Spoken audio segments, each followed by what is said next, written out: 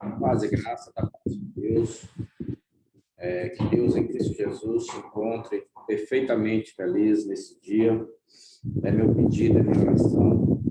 Deus tenha misericórdia de mim e de você. Nós estaremos meditando na palavra de Deus nesse dia maravilhoso, dia que Deus proporcionou para que eu e você pudesse estar meditando na palavra de Deus. Hoje nós estaremos falando no livro de Provérbios, no capítulo 1, e este livro ele foi escrito 1000 anos antes de Cristo vir à Terra. Então, é um livro muito interessante, e eu chamo a sua atenção para você não se dispersar, não sair desse vídeo, porque Deus tem uma palavra para você através desta mensagem. Você está aqui não é por acaso, eu sou missionário Edivaldo Brito, e Deus tem me usado para levar a mensagem através das redes sociais. Então, nós vamos ao primeiro versículo deste capítulo 1 de Provérbios, que diz assim: Provérbio de Salomão, filho de Davi, rei de Israel. Então, aqui nesse primeiro versículo, nós já entendemos que a sabedoria deste livro, ele não expõe a sagacidade, mas é interessante aqui a gente observar que a inteligência e nem a habilidade humana, mas sim a aplicação dos detalhes mais minuciosos da vida humana e da sabedoria que construiu os céus e a terra e os mantém existentes. Então, é interessante a gente ater a esse detalhe desse versículo 1. A partir do versículo 2, nós vamos estudar sobre o propósito do livro, ok? Fique comigo até o final, porque Deus tem uma palavra para você. Versículo 2, para entender a sabedoria e a instrução para serem conhecidas as razões prudentes. A gente observa aqui, eu quero abrir um parêntese nesse versículo 2, que o tema deste versículo é entender como devemos ser instruídos para entender se podemos classificar a Bíblia como sendo a sabedoria. Ok? Versículo 3, para receber a instrução da prudência, justiça, julgamento e equidade. Qual a explicação desse versículo 3?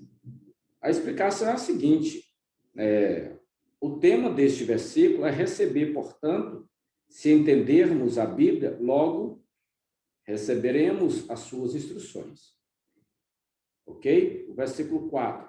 E às vezes eu vou estar lendo os versículos e parando, abrindo um parênteses, explicando alguns versículos, porque nem todos ficam bem claros para as pessoas. Combinado? Então, vamos dar continuidade, vamos para o versículo a seguir. Para dar prudência aos simples e aos jovens inteligentes, e é bom isso. Versículo 5. Ouvirá o sábio e aumentará o seu saber, e o entendido adquirirá conselhos sábios. O que nós entendemos nesse versículo 5?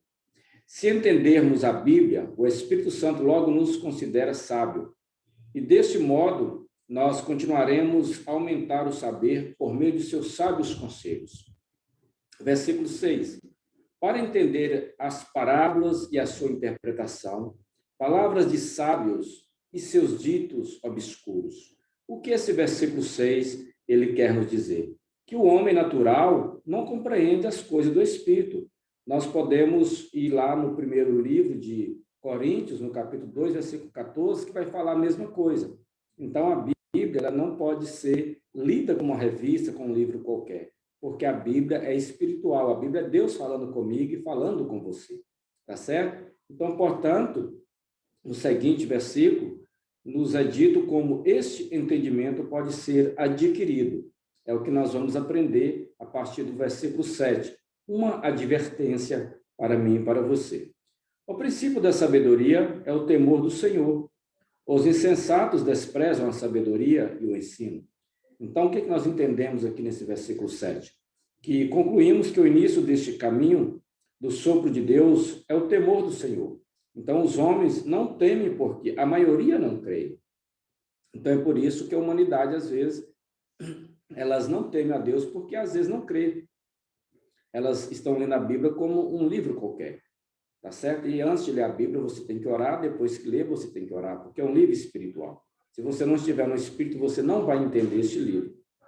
Então, dando continuidade, em Provérbios 1, capítulo 1, versículo 8, diz assim: ouve, meu filho, a instrução de teu pai, e não despreze o ensinamento da tua mãe. Versículo 9: porque adorno de graça serão sobre a tua cabeça e colares ao teu pescoço. O que nós entendemos desse versículo 9? Que o livro abre uma declaração dupla do temor de Deus. Então, nós vamos encontrar isso no versículo 7, que nós ora acabamos de ler. E a obediência aos pais, que formam o fundamento de uma relação justa, tanto para com Deus, quanto para com o homem. Né? Nós, dando continuidade aqui na explicação desse versículo 9, nós entendemos ainda que os colares de ouro ao redor do pescoço indicam dignidade e cidadania. Então, portanto, o sentido dessa passagem é que o senhorio dos homens deve ser precedido pela fidelidade aos mandamentos de Deus e que demonstra a consagração dos pais à palavra de Deus e a submissão dos filhos aos pais piedosos. Ok? Vamos para o versículo 10 e a explicação do mesmo. Meu filho, se os pecados quiserem te enganar com agrados, não consintas. Então, o que nós entendemos no versículo 10? Então, isso nos diz que se os pais não foram apropriadamente orientados pela palavra, para que pudessem ter instrução, dar instrução aos seus filhos e filhas, consequentemente, a sedução dos pecadores terá êxito nas suas atrações. Então, isso, desgraçadamente, é o resultado em que vivem a grande maioria, porque não teve uma boa orientação dos pais dentro da palavra de Deus, a Bíblia Sagrada. Versículo 11. Se disseram, vem conosco, ponhamos armadilhas para derramar sangue, experimentemos ser motivo ao inocente. Né? O que nós entendemos que o escritor desse versículo 11 quer nos dizer? Que os versículos 11 e 14 sugerem a atração maligna fomentada por Satanás, que espreita o caminho de todo jovem, homem ou mulher. Seguramente, essas atrações são mortíferas, caracterizadas pelas palavras sangue, sepulcro e abismo, é o que nós estamos constatando nesses dias terríveis, nesse século 21. Versículo 12 de Provérbios 1. Traguemos-os vivos com o sepulcro, inteiros, como os que caem no abismo. Abrindo parênteses para a explicação desse versículo 12. Como resultado de carecer da sabedoria de Deus, a terra está cheia de sangue. Não se pode cavar suficientemente rápido para os sepultamentos, e o inferno abre a sua boca sem medida. Lamentável. Versículo 13. Acharemos riquezas de toda classe, encheremos as nossas casas de despojos. Vamos à explicação desse versículo? Diz o seguinte: Satanás mente e os homens gostam de acreditar nas suas mentiras. Então, ele é o mestre do engano. Não há nada de precioso que se possa adquirir em tais atitudes. E se houver, não trará satisfação. Isto é o que quer dizer o versículo 13. Versículo 14. Joga a tua sorte entre nós, tenhamos todos uma só bolsa. O que esse versículo 14 quer nos dizer? Esta bolsa leva o salário do pecado, que é a morte. Versículo 15. Meu filho, não andes em caminhos com eles, aparta o teu pé das suas verdades. Nós entendemos o seguinte nesse versículo 15, que a referência é que é impossível tomar uma decisão correta a respeito do caminho correto sem que a solidez da Bíblia seja o nosso fundamento. Toda decisão nossa tem que estar pautado na Bíblia Sagrada, nas Escrituras Sagradas. É isso que o texto nos ensina. Versículo 16, porque os seus pés correrão para o mal, irão apressados a derramar sangue. O versículo 16, ele quer nos dizer que o espírito dessa passagem se resguarda no coração de todo o que rejeita a Bíblia Sagrada. É a consequência e quem rejeita a palavra de Deus. Versículo 17, porque vem, em vão se estenderá a rede diante dos olhos de qualquer ave. Aí nós entendemos que o argumento deste versículo é que uma ave com o seu olho aberto voa diretamente à rede estendida, será para sua própria destruição. Assim, os homens maus se apresentam com seus olhos totalmente abertos em direção à morte. Versículo 18. Mas eles, contra o seu próprio sangue, põem armadilhas, e as suas almas estendem um laço. Nós entendemos aqui o seguinte, que eles, ao procurarem matar a outros para um ganho desonesto, ao matarem a outros, também se matam a si mesmos. Versículo 19. Tais são os caminhos de todo aquele que é dado à cobiça, esta prenderá a alma dos seus possuidores. Então, nós entendemos aqui que a maioria do mundo é dado à cobiça e fará todo o possível, inclusive o próprio assassinato, para alcançar o seu propósito. Então, esse é o alerta do versículo 19. Nós vamos partir para o versículo 20, aí nós vamos falar sobre a sabedoria, ok? Então, versículo 20, a sabedoria clama lá fora, levanta sua voz nas praças. Aí a gente vai encontrar isso aqui também, essa mesma expressão, ou parecida em Lucas 7:35, né? O Senhor Jesus diz, mas a sabedoria é justificada por todos os seus filhos. A sabedoria que fala aqui a Salomão e a todos os homens, convida-os para que sejam seus filhos.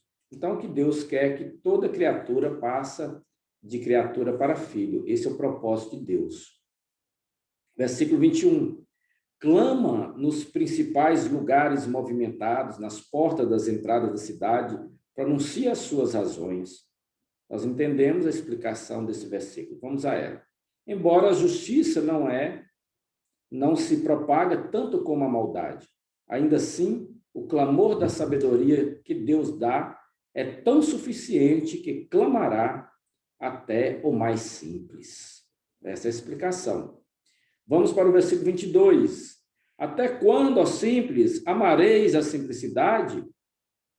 E vós, zombadores, desejareis o escárnios? E vós, insensatos, aborrecereis o conhecimento? O que nós entendemos? O que o escritor quer nos ensinar aqui? Né? Que os termos simples, zombadores e insensatos marcam a regressão. Então, o homem que trata a sabedoria com simplismo, bom humor e cortês falta de atenção, logo se tornará um zombador e, por fim, um aborrecedor. Né? Então, assim aconteceu com os fariseus e os governantes nas sinagogas. Então, primeiro, eles cortesmente permitiram ao Senhor ler as Escrituras nas sinagogas, mas, de repente, começaram a zombar dele aqui de Deus, e, por fim, odiaram-lhe e o crucificaram. Então, esse versículo 22, ele nos dá a entender isso, essa explicação. Nós agora vamos para o versículo 23. Preste atenção, o Espírito Santo está falando comigo e com você. Voltai-vos para a minha repreensão, pois eis que eu vos derramarei do meu espírito e vos farei saber as minhas palavras. O que nós entendemos aqui? Que a sabedoria fala e prova os frívolos, os zombadores e os hostis, e lhe promete que se eles se voltarem, ela os enriquecerá abundantemente com seu próprio espírito e com entendimento. Mas isso requer uma condição de conversão, né? Voltai-vos, não é? E a conversão é repugnante ao homem, porque humilha. Então, o homem, ele não quer se converter. O homem não quer reconhecer que sem Deus ele não é nada. Aí o versículo 24. Porquanto clamai e não quisestes, estendi a minha mão e não houve quem desse atenção. Não é? Nós vamos entender que, abrindo um parênteses aqui, que toda a humanidade está acampada em duas tendas. Na primeira tenda, aqueles que seguem a sabedoria dada por Deus, quer dizer, a Bíblia Sagrada. E o segundo, aqueles que rejeitam a sabedoria dada por Deus. Então, são esses dois públicos, né? Essas duas humanidades que estão nessas duas tendas. Em qual tenda você está? Versículo 25. Antes desprezaste todo o meu conselho e a minha repreensão não quiseste. A explicação que nós entendemos é a seguinte, né? A implicação é que o homem, a propósito e deliberadamente, põe de lado o conselho de Deus. Então, logo as repreensões vêm. Elas são somente sinais, indicadores para dirigir nossa atenção à catástrofe vindoura. A grande maioria despreza e continua, não é? E versículo 26.